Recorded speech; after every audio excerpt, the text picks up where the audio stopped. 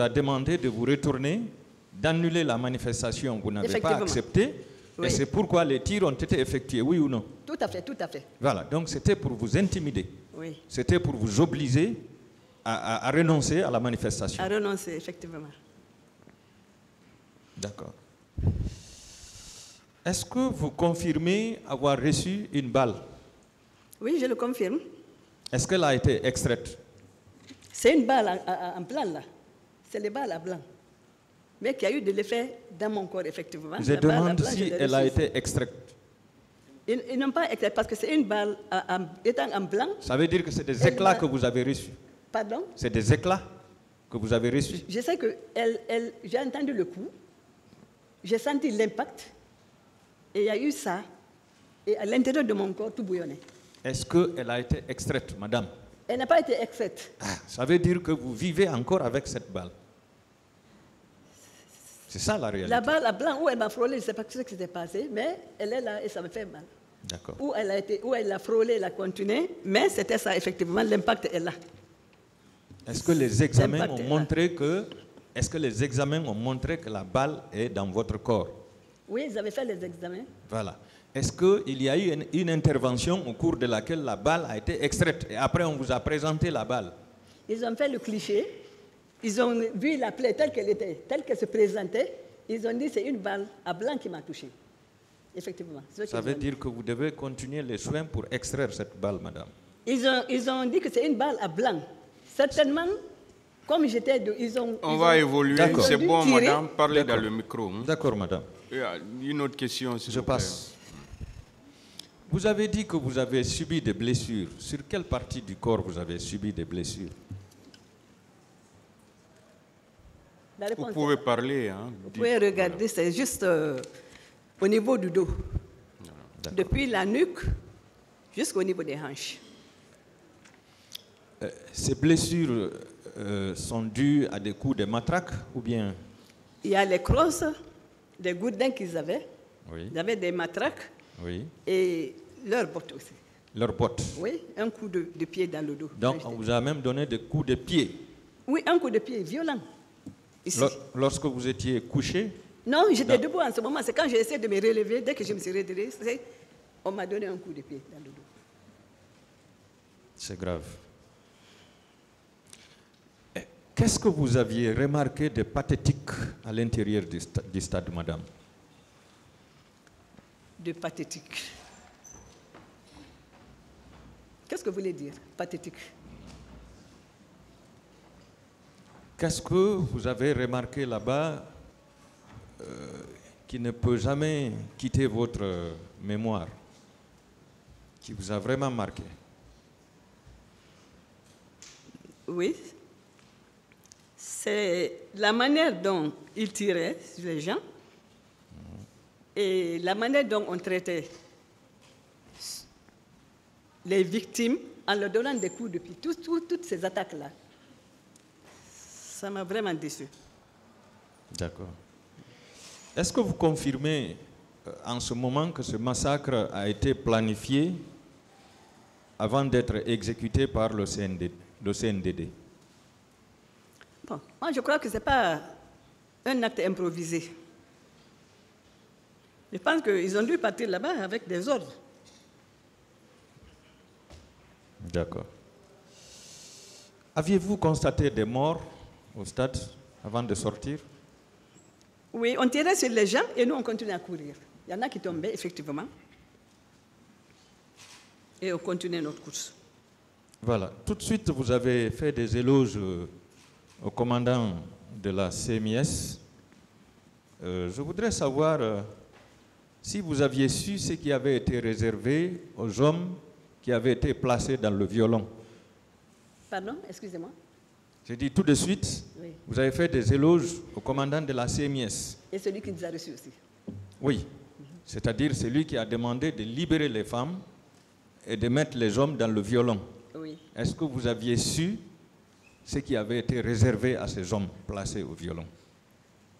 Je ne sais pas, en fin de compte, ceux qui sont devenus, mais je pense que peut-être qu'ils ont dû être libérés parce que les négociations n'ont pas marché entre ceux qui venaient nous chercher et ceux qui étaient dans le camp. Selon vous? Je ne sais pas maintenant ultérieurement ce qui s'est passé. Selon vous, madame, oui, maître. Qu'est-ce que ces hommes avaient fait pour être placés dans ce violon? Non, juste la manifestation, rien de mal. Est-ce qu'ils méritaient d'être détenus là-bas? Pas du tout. Voilà.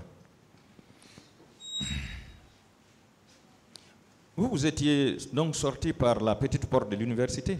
Oui, c'est là-bas, effectivement. D'accord. Est-ce que vous êtes d'accord avec moi que cette attaque a visé une population civile qui n'était pas armée? Je suis d'accord avec vous, maître. Vous êtes d'accord? Est-ce que vous savez que c'est un crime contre l'humanité qui a été commis à ce stade? C'était juste un crime contre l'humanité. Toute ma compassion, madame. Je vous remercie, monsieur le président. Merci, maître.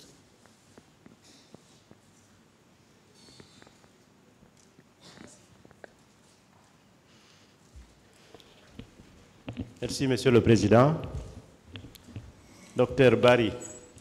Oui, maître. Je commence un peu par votre profession. Oui. Est-ce que le fait d'avoir intercepté le sachet d'eau et remettre directement à quelqu'un qui souffre davantage, le fait, malgré la présence des sévices, vous demandez à ce qu'on soigne une personne, est-ce que ce n'est pas quelque part le serment d'Hippocrate, de médecin qui subsiste en vous? Si. Est-ce que ce n'est pas votre serment d'Hippocrate, de médecin, qui fait que cette humanité est restée en vous malgré les souffrances, en voulant encore aider les autres? C'est bien ça, maître. Alors, est-ce que vous pouvez comprendre qu'un médecin puisse injurier alors des malades, par exemple à Donka? Pardon? Est-ce que vous pouvez comprendre qu'un médecin de son état, ministre de circonstances, puisse injurier des malades ou refuser des soins à des malades? Est-ce que vous pouvez comprendre cela? Non, je ne peux pas comprendre cela. Deuxièmement, vous relatez ici qu'il y a eu des issues qui ont été bouclées. Tout à fait. Vous avez mentionné également, n'est-ce pas, que vous avez été touché par des balles à blanc. Oui, tout à fait. Et que cela a occasionné une sorte de sueur en vous, qui pourrait être des munitions toxiques, n'est-ce pas? Également, les représailles ont continué après le 28 septembre. Est-ce que cela n'est pas une certaine planification par un groupe bien organisé? Si, c'est bien une planification. C'est incontestable. Autre élément intéressant. Est-ce que le fait qu'en Guinée, nous avons eu des justes, non seulement au niveau de la police et au niveau des médecins, cela n'a pas contribué à freiner un peu les massacres du 28 septembre? Le fait que, par exemple, d'autres policiers ont refusé d'exécuter les menaces. Le fait que certains médecins ont dit non, tirez sur nous. Est-ce que cela n'a pas contribué un petit peu à nous éviter encore l'opprobre plus grave que ce qui s'est passé le 28 septembre? Si, cela a contribué, effectivement. Madame, oui, maître. vous relatez également les signes de syndrome post-traumatique. Tout à fait. Est-ce que vous avez quelque chose à solliciter du tribunal par rapport à cela, de manière provisoire et peut-être même immédiate, non seulement pour vous, mais également pour ces filles qui ont souffert le martyre à Dakar et même ici?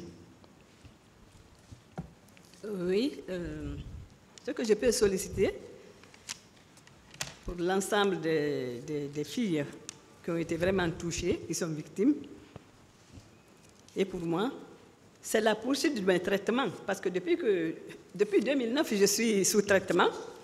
Je voyage beaucoup par rapport à cela.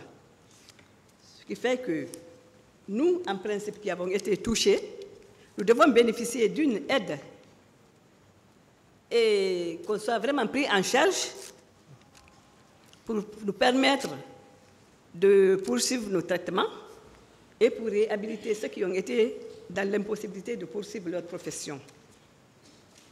Madame le docteur Barry, oui, maître. encore courage et compassion. Je vous remercie, Merci, Monsieur le Président. Merci, maître.